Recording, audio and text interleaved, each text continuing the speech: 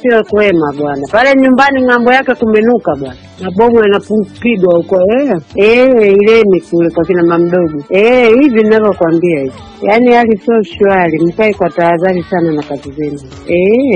Sisi hapa tumepiga tu mabomu hadi majumbani mwetu humu, lakini tumekaa ndani. Yaani nafikiri ni ile wakiwaona tu vijana wawili watatu apiga mabomu. Yaani hawakutaka watu wote ni kireni nasikia kimenuka huko. Hamna magari yanayotembea barabarani, barabara kuu. Ndio hali ya Mbeya ilivyo. Lakini wanavyosema shwari tunashangaa. Tuna daladala hamna, bodaboda za kuvizia, bajaji hamna. Ndio hali tulionayo. Hivi kimenuka kweli ndani. Maduka wala mimi sinafanyia hapa nyumbani sijafungua. Sisi yuko mmoja tu anafanya kwa wizi tunaye akisikia amefunga. Amepiga mabomu hadi nyumbani. Kwa sababu nyumbani kwangu barabara ile ya lami na upata barabara ya pili ndio kwangu. Hiyo hamna kinachoendelea. Kwenye bado tumezinga ndani lakini yanapigwa. Maiti nyingi sana rufaa meta. Na unashindwa mtu kwenda kutambua wapi napitia wapi hamna daladala. Sijui kwa hali ya kesho. Yaani gari ni zimehesabika barabarani hamna.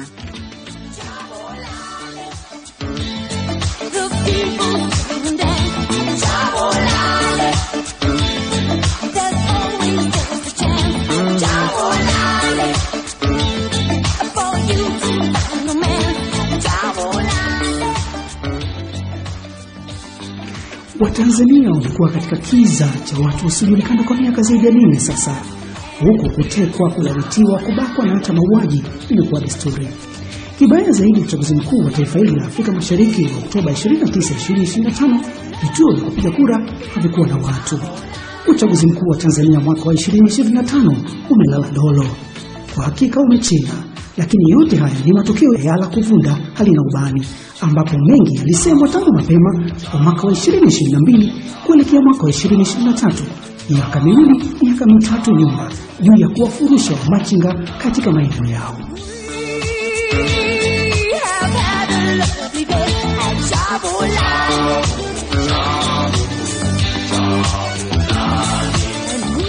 Kibaya zaidi, vijana kadhaa kuumizwa, kuuawa wakiwa katika maandamano na wengine wakiwa hata kando ya makazi yao. Watu wamekuwa wakilalamika mbona wengine hawakuwa katika maandamano na wamepigwa risasi. Mabomu jana, juzi, leo kwa kweli hali kidogo shwari. Mimi nakaa hapo Yombo. Mabomu sasa hivi hapa leo naona jesikia kabisa. Ila jana na juzi. Alikuwa ni hatari. Ilikuwa ni hatari kweli. Hadi nimeshuhudia. Mpaka sasa hivi bado mabomu yanaendelea. Ile kufa sisi huku nayo amekufa watu wengi. Alafu sasa watu wengine wanaopigwa ni majumbani, mtu kakaa nyumbani apigwa risasi. Ndio changamoto. Haipo kwa maandamano, mtu yuko zake yuko ndani kakaa anapigwa nani kama huko Buza huko to kama anafuata ndani anampiga. Mimi kuna jamaa wangu hapo nakaa naye hapa ana nani yake kafungwa stationery yake, kafungwa kila kitu huko naye hapa nakaa wote. Walichokifanya amepiga stationery zake risasi karibu 5 amepiga yani wametoboa kompyuta kaliacha ndani kwenye stationery, basi kompyuta yake imetobolewa mara 5 kama kusudi, yani ilipita na mimi sasa makusudi. Wangeua watu zipi kulikuwa naye. Sasa leo kaenda kule leo maana kidogo siadi inatulia, naenda pale kukagua kuta kompyuta yote imetobolewa na risasi. Kwenye hiyo biashara kodi kuna sehemu ka kodi pale biashara, lakini yeye alishafunga alishaondoka, piga risasi ile nani toboa kompyuta yake hiyo. Wamedunguliwa. Hoja hii haikipi kibali ya aliyekabidhiwa silaha zetu kumshambulia aliyeandamana, bali kulikuwa na umuhimu wa kuweka utaratibu wa kuwasikiliza na kujibu hoja. Swali la kujiuliza ni nani huyo aliyetoa kibali cha vijana waliokuwa wanaandamana kupigwa risasi? Huyu aliyetoa kibali anatokea wapi? Haya mamlaka ya kuwashambulia waandamanaji ghafla bilivu yanatoka wapi? Aibu kubwa hii. Hao wanawashambulia waandamanaji wengine wameonekana wamevaa sare ambazo hazitambuliki katika majeshi yetu ya nchi yetu. Swali ni je, ulipokuwa unachukua kadi ya CCM ulidhamiria ukipata nafasi washambulie wanaopingana na wewe? Siku moja, yani labda tu hii dunia tu tunaishi wenyewe, lakini kama muumbaji yuko na anaruhusu watu waishi duniani, siamini ndugu yangu. Atafuatilia tu wewe watu kwa sababu pia kutumia nguvu kubwa kiasi hicho. Vijana wadogo ndugu yangu wamepigwa marisasi kama nani bana. Nasikia sile wa Marekani sile watu gani na satellite huko juu yanapiga picha. Yaani utafikiri hamna kilichoonekana, lakini mtu hata picha zako zote yani kutaka wanakuletea. Tukisema kuwa kinachotekelezwa kwa sasa kuwashambulia waandamanaji, maana yake kuwa tangu mwaka wa 2025 hadi 2030 kila anayepingana na wewe katika jambo fulani atashambuliwa na kudunguliwa kwa risasi na mabomu. Tutakuwa tumekosea. Wakati wa uchaguzi tulipaswa kuonesha hekima kubwa katika kila jambo tunalolifanya na sio kuwashambulia raia ambao hawakuwa na silaha. Kadi ya CCM haimpi mamlaka kuwatuma watu wenye silaha kuwadungua waandamanaji, na kitendo hiki hakikubaliki kwa maana CCM yoyote yule mwenye nafasi yoyote ile. Wameenda wamevunjwa miguu, wametupwa Bagamoyo, alafu serikali inasema sio wao. Huo ni unyama wa namna gani huo? Unaona? Kwa hiyo ni changamoto. Ni mimi nilichokielewa tu hapo. Unajua kama Tulia Ackson hana experience yoyote ya serikali, hajui mambo ya usalama, hajui nini. Kwa hiyo nikagundua kwamba experience, watu hawana experience, wenyewe wamekalia tu. Kwa hiyo ni changamoto ndugu yangu makweli. Msikilizaji wangu, kwa kuwa maandamano haya yamefanyika na yanafanyika sehemu iliyokuwa Tanganyika, na kuomba ni kurejeshe katika madhumuni ya chama cha TANU. Miongoni mwao yalikuwa haya mawili: kudumisha uhuru wa wananchi na raia wake na kuweka heshima ya mwanadamu, na pili, kufuata barabara kanuni za tangazo la ulimwengu la haki za binadamu. Sasa kwa Tanzania najua watafanya tu hivyo bila kuelewa wanachokifanya, lakini kama ingekuwa Kenya wananyima mwili kwa sababu wanataka wafanye postmortem, mwili waandike report kwamba huyu alikufa kwa risasi ilipigwa sehemu gani, na wale watu yule wa serikali yule mkaguzi wa mili wa serikali yule athibitishe kwamba huyu alikufa kwa risasi, alafu wanawaita jamaa zake, wanawapa, wanaenda kuzika. Lakini kwa Tanzania ni sawa na yale mtu amepeleka mswada kwamba kuna watu wanatekwa, kuna watu Tulia anakataa bungeni. Kwa hiyo tunaelewa. Kwa hiyo sisi huku ni kama hivi unavyoona kwamba rais hajaongea tangu Jumatano. Tunachukulia for granted kwamba nchi ya wajinga hamna mtu atakayehoji huko baadaye. Kwa hiyo wanawakatalia tu kwa kutokuelewa, lakini mimi ninachokielewa ni kwamba nchi zingine ni lazima wajiridhishe na yule mkemia mkuu wa serikali athibitishe kwamba huyu mtu aliuawa kwa risasi au alikufa kwa kupigwa na kitu chenye ncha kali, alafu wanapata ile rekodi ili iwe kwenye death certificate. Hata kama kutakuwa na claim, uwe na uwezo wa kujitetea kwamba no, mwili huu ulikutwa na kitu butu, kwa hiyo serikali ina risasi sio kitu butu.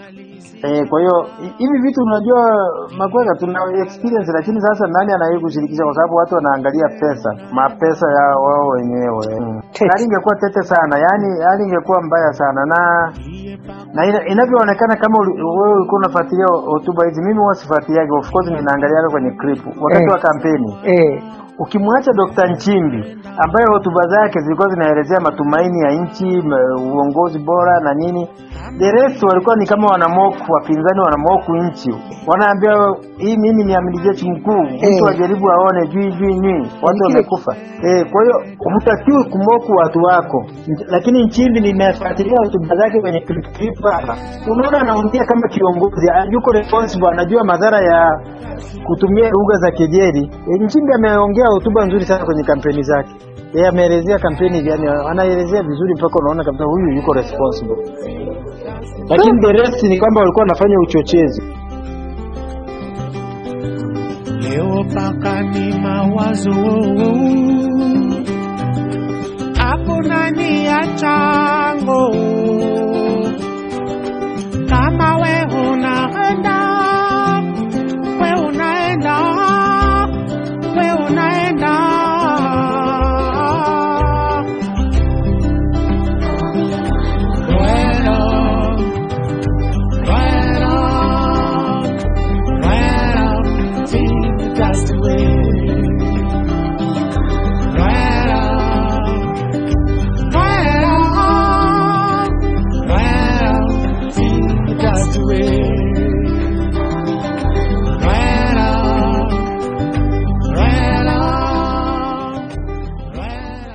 Kuwashambulia waandamanaji ni kukiuka tangazo la ulimwengu la haki za binadamu. Walio na madaraka walikuwa na wajibu wa kutengeneza mazingira ya kuwafuata waandamanaji na kujibu hoja zao na sio kuwashambulia.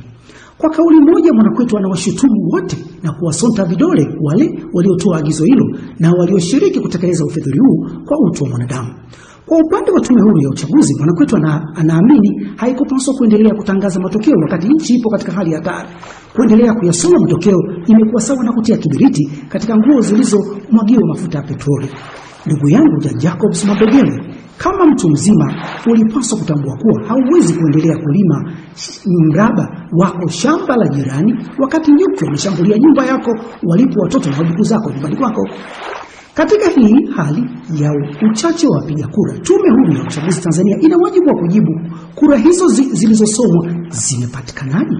Jaji Jacobs Mabegele anapaswa kujitathmini mapema na kujiuzuru uongozi wa tume huru mara moja, kulinda heshima ya mahakama na kulinda hadhi yake kama jaji, kulinda heshima yake kama mtu mzima mwenye ndugu, na kufanya hivyo ni kuokoa familia yake iliyovamiwa na nyuki, na kukaa kimya ni kusubiri balaa nyumbani kwake.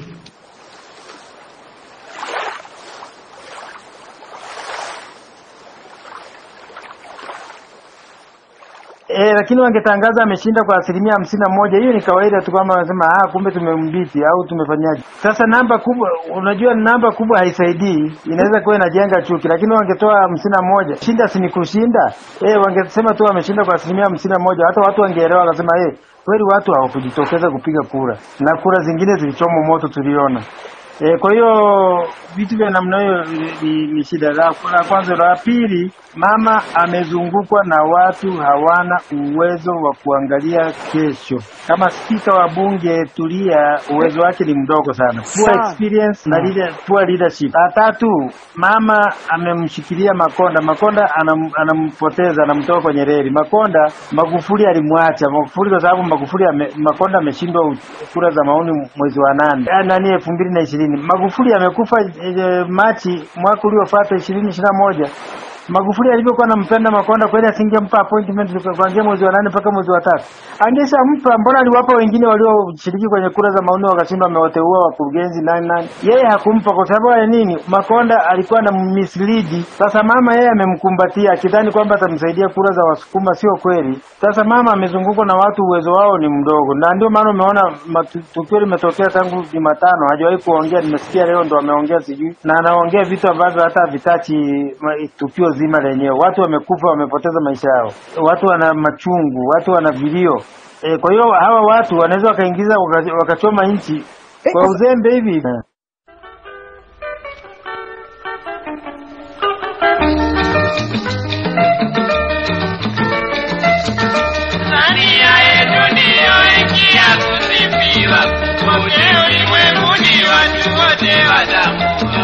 Tanzania yetu ndio nchi ya furaha.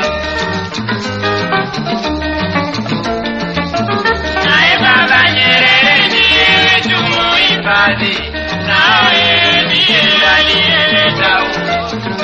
Tanzania yetu ndio nchi ya furaha. Tanzania yetu ndio nchi ya kusifiwa, wote ulimwenguni watu wote watambua. Tanzania yetu ndio nchi ya furaha. Naye Baba Nyerere ndiye tumuhifadhi, naye ndiye aliyeleta uhuru. Tanzania yetu ndio nchi ya furaha.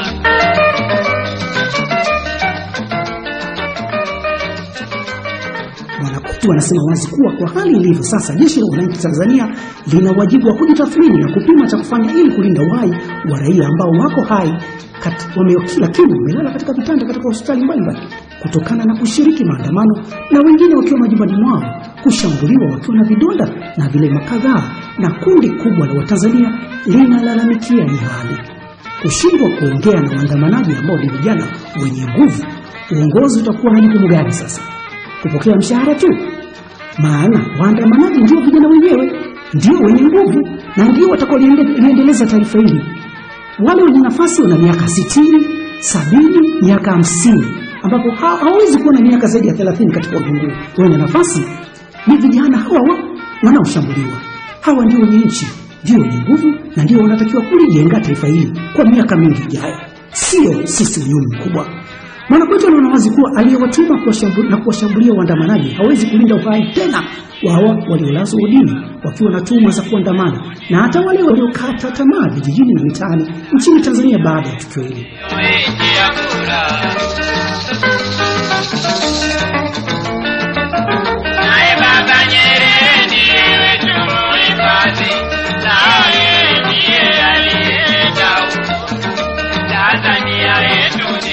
Wakiendelea kufunga internet hivi, wakaendelea kuzuia magari yasiingie Dar es Salaam, watu labda kuanzia Jumapili Jumatatu wataanza kutoka kwenda kuvamia kwenye maduka, na hiyo maana watakuwa kwenye stage ya pili ambayo ni routine.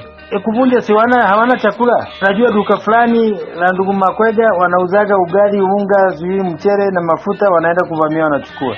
Haya, stage ya tatu ni wanaanza kutumia silaha. Wakiua polisi wanachukua silaha, au wanavamia kituo cha polisi wanachukua silaha. Sasa hiyo ndio inakuwa civil war, inabadilika kabisa. Ni civil war sasa. Sasa hizo zote inatakiwa mama tangu Jumatano ile jioni ukigundua kwamba amezungukwa na watu hawana, kwa sababu wangeuliza hao walioandamana Dar es Salaam wanataka nini? Arusha wanataka nini? Mwanza wanataka nini? Walikuwa wanasema nini? Tarime walikuwa wanasema nini? Mbeya walikuwa wanasema nini? Unazichukua zile pointi, mnamwandikia, anaongea, mna capitalize, sasa anaziongea kutoka upande wake. Lakini sasa amezungukwa na watu kupiga, tunandio wanaomngangania tuendelee mama. Sasa ni kitu hatari sana. Mimi nakwambia kuanzia Jumapili au Jumatatu hapo wataanza kufanya routine ya chakula. Kwa hiyo confusion itakuwa kubwa zaidi. Kwa sababu mama alitakiwa atoke aongee officially kabisa kwamba ana address issue iliyotokea. Sasa huwezi kucontain issue hii kwa kuzima internet tu ukasema tumemaliza mchezo. Hiyo pia watu wajue kwamba watu wamebadilika, over time watu wamebadilika. Maana sasa hivi kama Mafinga walichokifanya jana, walikuwa wanapita wanakusanya nguo za hizi t-shirt, kofia za CCM wanachoma. Zile pikipiki zote Mafinga wamechoma zote. Kaambia ambaye atakupata pikipiki yake na baisikeli yake uiweke mtaani ili tuikute. Kwa hiyo wamechoma maduka yote ya CCM ambayo wamepangisha kama na ofisi. Kwa hiyo watu waelewe kwamba unajua hii scenario, kama uliangalia ile movie ya Cry for Freetown ya Sierra Leone, scenario ni the same hapa. Wale chama tawala cha Sierra Leone kilikuwa kinatumia nguo za kijani kama CCM hivi na kofia za njano hivyo. Wapinzani wakasema jamani, tufanye reform ya tume ya uchaguzi ili tuingie, wakakataa. Kama hivi CCM ilivyofanya. Wameambiwa na viongozi wa dini, jamani, fanyeni yale yanayowezekana marekebisho. Hata dawa chungu uwe napakwa sukari juu, watu wanameza kafanye kazi. Yale magumu mtafanya marekebisho baadaye huko. Jamaa si wamekataa. Sasa Sierra Leone wakawaambia hivyo, wakakataa, wakaingia kwenye uchaguzi. Hivi wakatangaza chama tawala kimeshinda kwa kura nyingi kama hivi, na watu wanajua waligomea hawakupiga kura. Kwa hiyo walichokifanya wakaingia mtaani kufanya maandamano kama hivyo. Ndio yalibadilika yakaenda mpaka stage sasa ya civil. Sierra Leone walipigana vita, ndio hiyo movie ukitafuta imeandikwa Cry for Freedom. Wakawa wanamkamata mtu, wanamuuliza, wakikukamata wanajua wewe ni chama tawala. Kwa hiyo wanakuambia una option mbili tu, unachagua moja, long sleeve au short sleeve. Long sleeve kiganja kinakato, na ni short sleeve kiwiko wanakatia kwenye kiwiko hapo. Kwa nini waliwaambia watu msipige kura mkapiga, na ni mkono wa kulia ndio walikuwa nakata? Sasa hata juzi ile Jumatano nadhani, au kama sio Jumatano, walikuwa wanatafuta watu wanawakata, nasikia vidole kilichopiga kura. Sasa hivi watu wajifunze. Kwa mfano, mama alikuwa ameachia sana jeshi la polisi linanyanyasa watu, linafanya nini. Lakini wakati mwingine unaona mbona sisi ni binadamu. Unawezaje kuchukua watu mahakamani sehemu ya public, unaenda unawavunja miguu na watupa polini na unakanusha kwamba sio wewe. Nikamwona Jaji Warioba anasema wale watu wamechukuliwa mahakamani pale, tunaona wanapandishwa kwenye gari ya serikali. Wameenda wamevunjwa miguu, wametupwa Bagamoyo, alafu serikali inasema sio wao. Huo ni unyama wa namna gani huo? Unaona? Kwa hiyo ni changamoto. Mimi nilichokielewa tu hapo, unajua kama Tulia Ackson hana experience yoyote ya serikali, hajui mambo ya usalama, hajui nini. Kwa hiyo nikagundua kwamba experience, watu hawana experience, wenyewe wamekalia tu. Kwa hiyo ni changamoto, ndugu yangu Makwezi. TV za Kenya, ukitokea tukio amefariki Raila, TV zote zikakata matangazo, zinaleta analyst kwenye studio, wanajadili faida ya Raila, amefanyaje, amefanyaje, tunaenda wapi, tunatoka wapi, tunaenda wapi, unaelewa? Sasa fikiria tukio kubwa la uchaguzi, TBC wanaonyesha ngoma zetu za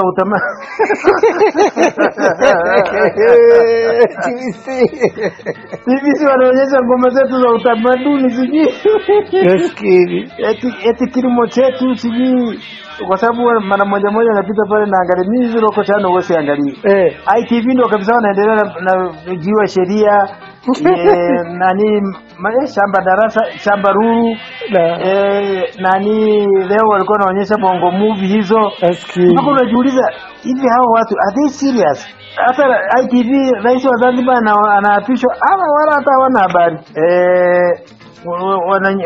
Sasa kwa Tanzania najua watafanya tu hivyo bila kuelewa wanachokifanya, lakini kama ingekuwa Kenya wananyima mwili kwa sababu wanataka wafanye postmortem, mwili waandike report kwamba huyu alikufa kwa risasi ilipigwa sehemu gani, na wale watu wa wa serikali yule mkaguzi wa mwili wa serikali yule athibitishe kwamba huyu alikufa kwa risasi, alafu wanawaita jamaa zake wanawapa wanaenda kuzika. Lakini kwa Tanzania ni sawa na yale mtu amepeleka mswada kwamba kuna watu wanatekwa, kuna watu wanatulia na kataa bungeni. Kwa hiyo tunaelewa. Kwa hiyo sisi huku ni kama hivyo unavyoona kwamba rais hajaongea tangu Jumatano. Tunachukulia for granted kwamba nchi ya wajinga hamna mtu atakayehoji huko baadaye. Kwa hiyo wanawakatalia tu kwa kutokuelewa, lakini mimi ninachokielewa ni kwamba nchi zingine ni lazima wajiridhishe na yule mkemia mkuu wa serikali athibitishe kwamba huyu mtu aliuawa kwa risasi au alikufa kwa kupigwa na kitu chenye ncha kali, alafu wanapata ile rekodi iliyo kwenye death certificate. Hata kama kutakuwa na claim, uwe na uwezo wa kujitetea kwamba no, mwili huu ulikutwa na kitu butu, kwa hiyo serikali ina risasi sio kitu butu. Kwa hiyo hivi vitu unajua makweka tuna experience, lakini sasa nani anaweza kushirikisha kwa sababu watu wanaangalia mapesa ya wao wenyewe. Hali ingekuwa tete sana, yani hali ingekuwa mbaya sana na inavyoonekana kama wewe ulikuwa unafuatilia hotuba hizi. Mimi wasifuatiliaje, of course ninaangalia kwenye clip wakati wa kampeni. Ukimwacha Dr. Nchimbi ambaye hotuba zake zilikuwa zinaelezea matumaini ya nchi, uongozi bora na nini, the rest walikuwa ni kama wanamoku, wapinzani wanamoku nchi. Wanaambia hii mimi ni amiri jeshi mkuu, mtu ajaribu aone jiji nini, watu wamekufa. Kwa hiyo hutakiwi kumoku watu wako. Lakini Nchimbi nimefuatilia hotuba zake kwenye clip hapa. Unaona anaongea kama kiongozi, yuko responsible, anajua madhara ya kutumia lugha za kejeli. Nchimbi ameongea hotuba nzuri sana kwenye kampeni zake. Ameelezea kampeni, yani anaelezea vizuri mpaka unaona kabisa huyu yuko responsible. Lakini the rest ni kwamba walikuwa wanafanya uchochezi. Tanzania yetu ndio nchi ya kula. Naye Baba Nyerere ndiye tumuhifadhi, naye ndiye aliyeleta uhuru. Tanzania yetu ndio nchi ya kula. Kukaa kimya katika hili kwa jeshi la wananchi Tanzania ni kuruhusu gharamia huo kuendelea kufanyika, ambapo Mwanakwetu anapinga mia kwa mia. Mwanakwetu kwa makala haya analiomba jeshi la wananchi Tanzania litambue kuwa jamii bado ina vilio vya waliotekwa na hawajulikani walipo hadi sasa, akiwemo Humphrey Polepole na wengine wengi. Kwa makala haya Mwanakwetu anatoa pole kwa familia zote zilizopoteza ndugu zao na jamaa na marafiki katika uchafuzi. Pia anawaombea hata hafifu wale wote walioumia katika kadhia hii. Mwanakwetu upo, kumbuka tu, anayewashambulia waandamanaji hawezi kulinda uhai wa waliobaki. Jina langu ni Adeladius Makwega na kutakia siku njema.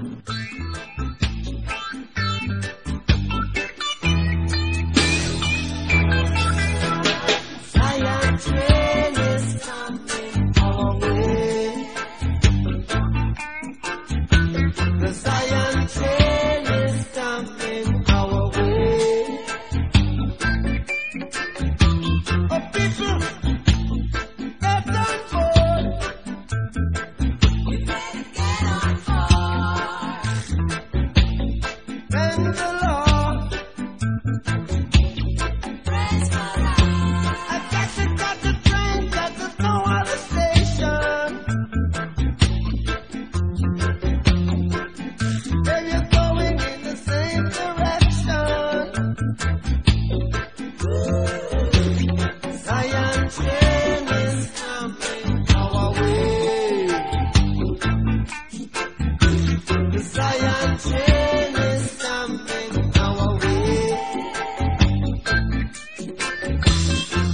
Which man can save his brother's soul? Oh, man, it's the self-control. Don't gain the war and lose the soul. Wisdom is better than silver and gold. To the bridge, oh, where there's a will, there's always a way. Where there's a will, there's always a way. Gold train is coming our way. Zion train is coming our way. 2,000 years of history could not be wiped away so easily. 2,000 years of history